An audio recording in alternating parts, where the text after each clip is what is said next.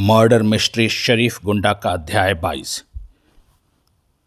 युगशेखर ने भैरव के बंगलों की लॉबी में कदम रखा तो वहां बैठे लोगों को देखते ही उसे हालात का एहसास हो गया।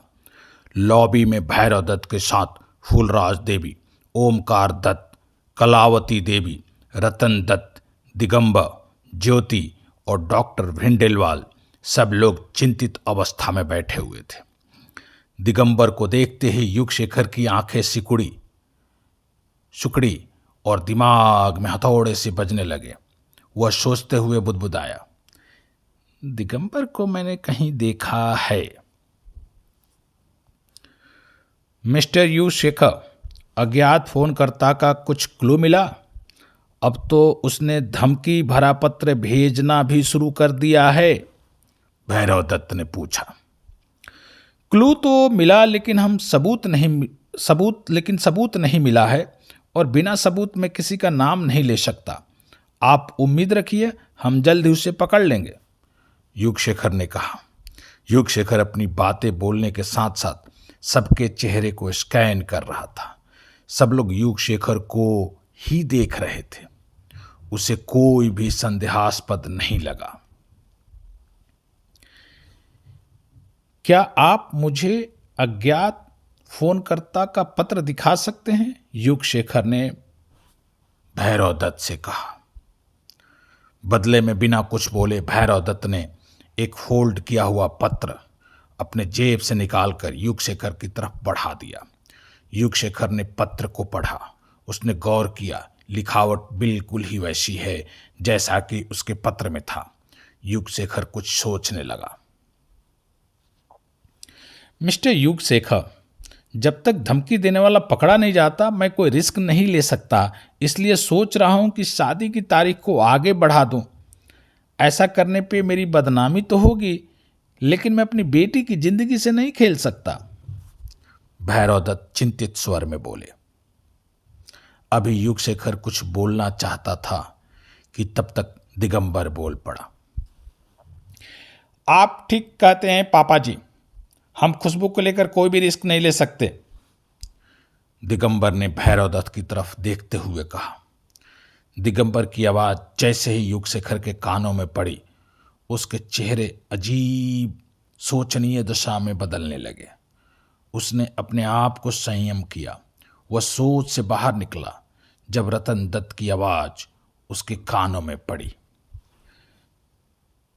बड़े पापा, मुझे नहीं लगता कि हमें किसी अजनबी से इतना डरना चाहिए। हम पुलिस की सहायता भी तो ले सकते हैं, और अगर पुलिस बंदोबस्त रहेगा तो कोई भी हिमाकत करने की कोशिश नहीं करेगा। फिर आपको तो इसमें दिक्कत भी नहीं होगी। आप अपने रसूख का इस्तेमाल कर सकते हैं, और वैसे भी युग है हमारे साथ, मुझे इस पे पूरा विश्वास है। रतन ठीक बोल रहा है। आपके दामाद का भी मानना है कि हमें किसी से डरना नहीं चाहिए। कोई हमें परेशान करने के लिए सब कर रहा है, ज्योति बोल पड़ी थी। ज्योति रतन से 1 साल बड़ी थी। उसके बाद कोई कुछ नहीं बोला। वहां कुछ पल के लिए सन्नाटा पसर गया। युगशेखर ने नोटिस किया कि भैरव दत्त बहुत ही चिंतित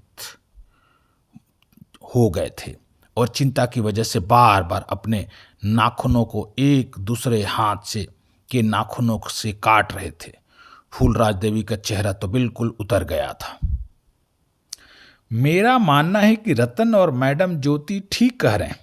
हमें किसी से डरना नहीं चाहिए, और वैसे भी अभी तक की मेरी छानबीन से पता चला है कि कोई आपको परेशान करके बदला लेना चाहता है। उसका इरादा कत्ल करना नहीं बल्कि आप लोगों को परेशान करना है, युगशेखर बोला और भैरव दत्त के जवाब का इंतजार करने लगा। भैरव दत्त की निगाहें फूलराज देवी की तरफ गई।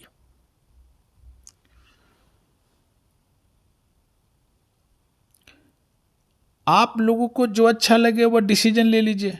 मुझे तो बस इतना चाहिए कि मेरी बेटी को कुछ नहीं होना चाहिए, फूलराज देवी भैरव दत्त को देखते हुए बोल पड़ी।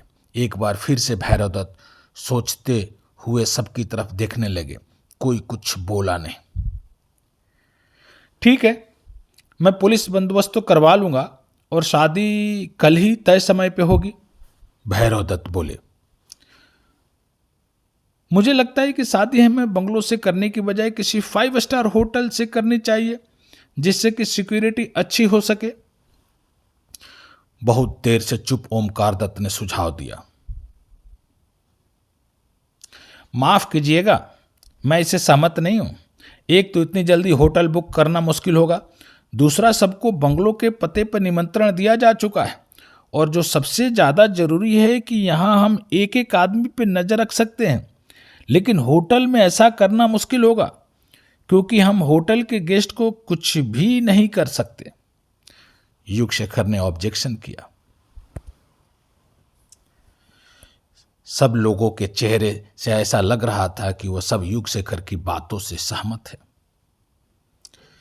दत्त साहब, मुझे आप दोनों से अकेले में कुछ बातें करनी हैं, अगर बाकी लोगों को बुरा न लगे तो। युगशेखर ने सबकी तरफ देखते हुए भैरव दत्त से कहा।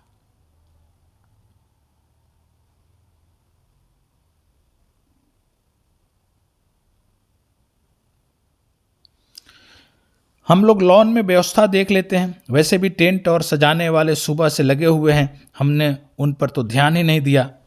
रतन दत्त बोलते हुए उठ खड़ा हुआ और साथ में बाकी सब लोग भी उठ खड़े हुए। कुछ ही पल बाद लॉबी में भैरव दत्त, फूलराज देवी और युगशेखर बचे थे। दत्त साहब, मैं आपसे अकेले में इसलिए बात करना चाहता था क्योंकि मैं सिक्योरिटी में कोई रिस्क नहीं लेना नहीं चाहता। फिर युगशेखर अपनी सिक्योरिटी की प्लानिंग भैरव दत्त को समझाने लगा और भैरव दत्त और फूलराज देवी ध्यान लगाकर सुनने लगे। आपको सिर्फ एक फेवर और करनी है, जो भी पुलिस ऑफिसर ड्यूटी पर आए उससे मेरा परिचय करवा दीजिएगा। मैं अपनी टीम को पुलिस टीम से मिलाना चाहता हूं, जिससे कि कोई कंफ्यूजन क्रिएट ना हो। कहने के साथ ही युगशेखर उठ खड़ा हुआ और दोनों लोगों से विदा लेकर बाहर निकला। बंगलों के बाहर लॉन में विशाल काय टेंट लगाने की तैयारी चल रही थी। युगशेखर की आंखों ने दिगंबर को ढूंढना शुरू किया। दिगंबर और रतन एक साथ एक टेंट वाले से बातें कर रहे थे। हो गई बात? रतन दत्त युगशेखर के पास आते देखकर बोला। हाँ, मैंने समझा दिया है कल के प्रोग्राम के बारे में, युगशेखर ने कहा। By the way mister Digambar, how are you feeling now? Yugshekhar ने दिगंबर से अंग्रेजी में उसका हालचाल पूछा। I am feeling great, Digambar ने जवाब दिया।